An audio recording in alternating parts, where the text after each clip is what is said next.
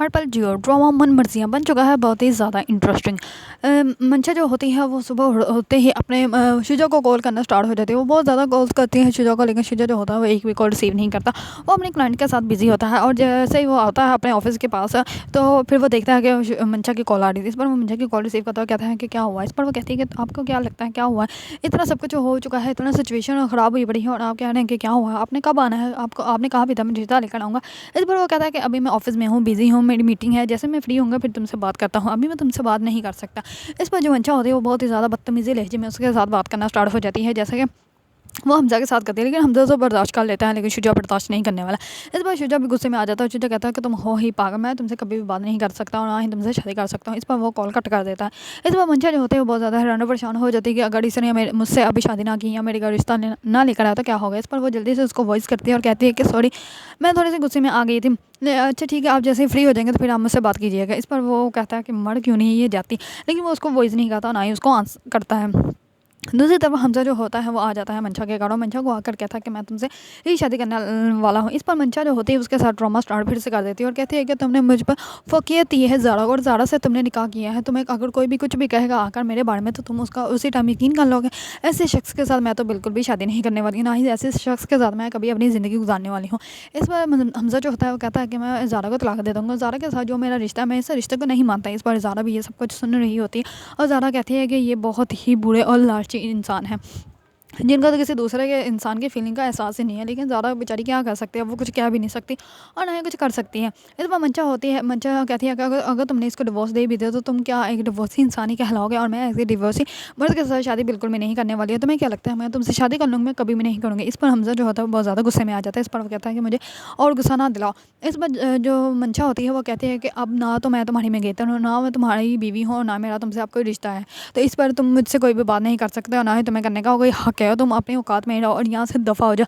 इस बार पीछे से उसकी माँ आ जाती है और उसकी माँ कहती है कि क्या तुम लोगों ने तमाशा लगाया हुआ क्या है इसमें। इस पर वो कहता है कि मम्मा नहीं, आप ही अब मेरे साथ दें और मेरी हेल्प करें और मंशा को कहें कि वो मुझसे शादी कर लेंगे क्योंकि ज़ारा को मैं डिवोर्स दे दूँगी। इस पर जो होती है मंशा की माँ वो भी बहुत ज़्यादा हैरान और परेशान हो जाती है कि अगर इसने ज़ारा को तलाक दे दी तो फिर ये मंशा तो इससे शादी करने वाली नहीं, क्योंकि ज़ारा की मंशा की माँ जो है वो अच्छे से जानती है कि मंशा जो है वो कभी भी हमजा के साथ शादी नहीं करेगी और ना ही वो करना चाहती है। अब इसको मंशा को तो बहाना मिल गया है कि वो ज़ारा का नाम लेकर कह रही है कि मैं तुमसे शादी नहीं करना चाहती। लेकिन दूसरी तरफ जो होगा ज़ारा का बाप वो भी हमजा को ज़ारा को डिवोर्स देने के लिए नहीं रजामंद करेगा, ना ही उसको डिवोर्स देने देगा। वो कहेगा कि जो भी होना तो वो हो गया, अब मैं अपनी बेटी का बिल्कुल भी साथ नहीं दे सकता और ना ही इसके लिए तो मैं कह सकता हूँ कि तुम ज़ारा को डिवोर्स दे दो। अगर ज़ारा से तुम्हारा निकाह हो गया है तो वो अब तुम्हारी बीवी है, तुम्हारा हक बनता है। लेकिन ऐसे नहीं कि कल तुमने निकाह किया और आज तुम उसको डिवोर्स दे दो, ये तो कोई तरीका ना हुआ। इस बार उसका बाप जो होगा वो बहुत ज़्यादा रोकेगा। लेकिन हमजा जो है वो अभी जज्बात में है, लेकिन जब उसको पता चलेगा कि मंशा क्या कर रही है और क्या करना चाहती है तो हमजा जो है वो मंशा को बिल्कुल ही भूल जाएगा और मंशा के ऊपर बिल्कुल भी यकीन नहीं करेगा। जितनी वो अब मंशा से मोहब्बत करता है इतनी वो नफरत भी करेगा।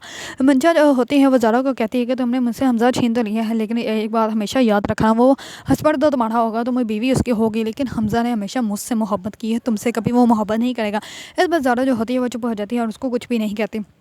दूसरी तरफ पीछे से आ जाता है ज़ारा का बाप, तो मंशा जो होती है वो देख लेती है और कहती है कि अगर ज़ारा तुम्हें हमजा पसंद था, तुम उससे शादी करना चाहती थी, तुम्हें ये सब कुछ करने की क्या ज़रूरत है, तुम मुझे बताते मैं खुद तुम्हारा उससे शादी करवा देती, मैं पीछे हट जाती, लेकिन तुम्हें ऐसा नहीं करना चाहिए था। इस बार ज़ारा जो होती है बस उसका मुँह देखती रहती है।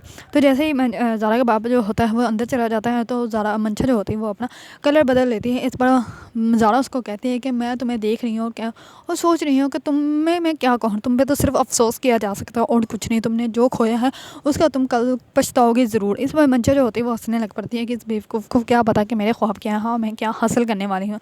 इस बार मंशा को भी नहीं पता कि जो वो सोच रही है वो कुछ भी नहीं हो सकता और ना ही शुजा जो है वो उससे शादी करेगा, क्योंकि मंशा जैसी लड़की शुजा कभी भी डिज़र्व नहीं करता। इस पर मंशा जो होगी वो जाएगी शुजा के घर उससे बात करने के लिए। तो इस पर शुजा जो होगा वो पैकिंग कर रहा होगा और वो उसको अच्छी अच्छी खड़ी खड़ी सुना देगा, कहेगा कि तुम एक पागल लड़की हो, तुम जाके अपना इलाज कराओ, मेरा सर दर्द ना बनाओ और ना ही मेरे घर में बाढ़ पड़ाओ, मैं तुमसे शादी कभी भी नहीं कर सकता, मैं तुम जैसी लड़की के साथ कभी दोस्ती भी ना रखूँ और तुम मुझसे शादी की बात कर रही हूँ, मैं तुम जैसी लड़की के साथ कभी भी ज़िंदगी गुजारने के बारे में नहीं सोच सकता।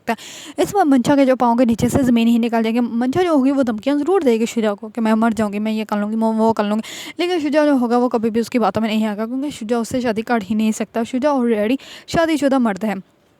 अगर आप लोगों को ड्रामा मन मर्जियाँ पसंद है और इसके बारे में न्यू न्यू अपडेट जानना चाहते हैं तो मेरे चैनल को लाइक कमेंट एंड सब्सक्राइब करना मत भूलिएगा।